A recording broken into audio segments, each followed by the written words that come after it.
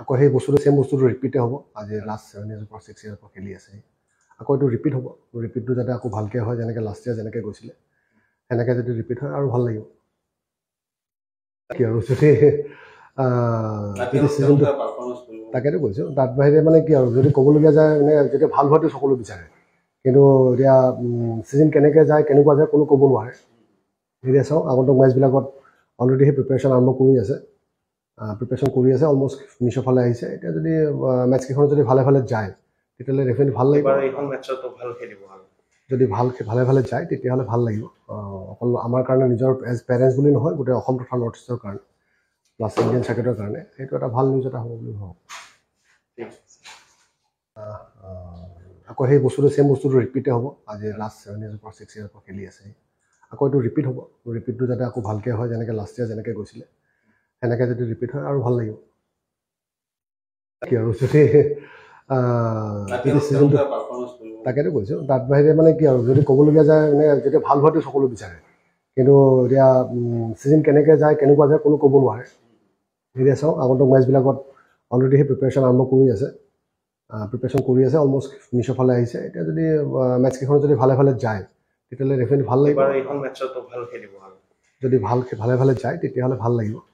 অকল আমাৰ কাৰণে নিজৰ এজ পেৰেণ্টছ বুলি নহয় গোটেই অসম তথা নৰ্থ ইষ্টৰ কাৰণে প্লাছ ইণ্ডিয়ান চাৰ্কিটৰ কাৰণে সেইটো এটা ভাল নিউজ এটা হ'ব বুলি ভাবোঁ আকৌ সেই বস্তুটো চেম বস্তুটো ৰিপিটে হ'ব আজি লাষ্ট 7 years পৰা 6 years পৰা খেলি আছে আকৌ এইটো ৰিপিট হ'ব ৰিপিটটো যাতে আকৌ ভালকৈ হয় যেনেকৈ লাষ্ট ইয়াৰ যেনেকৈ গৈছিলে সেনেকৈ যদি ৰিপিট হয় আৰু ভাল লাগিব কি আৰু যদি চিজনটো তাকেতো কৈছোঁ তাত বাহিৰে মানে কি আৰু যদি ক'বলগীয়া যায় মানে যেতিয়া ভাল হোৱাটো সকলো বিচাৰে কিন্তু এতিয়া চিজন কেনেকৈ যায় কেনেকুৱা যায় কোনো ক'ব নোৱাৰে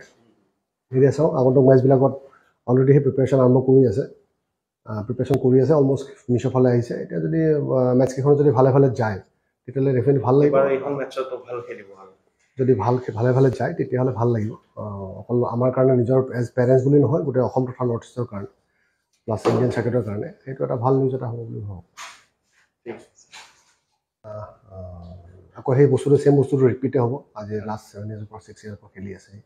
আকৌ এইটো ৰিপিট হ'ব ৰিপিটটো যাতে আকৌ ভালকৈ হয় যেনেকৈ লাষ্ট ইয়াৰ যেনেকৈ গৈছিলে সেনেকৈ যদি ৰিপিট হয় আৰু ভাল লাগিব কি আৰু যদি চিজনটো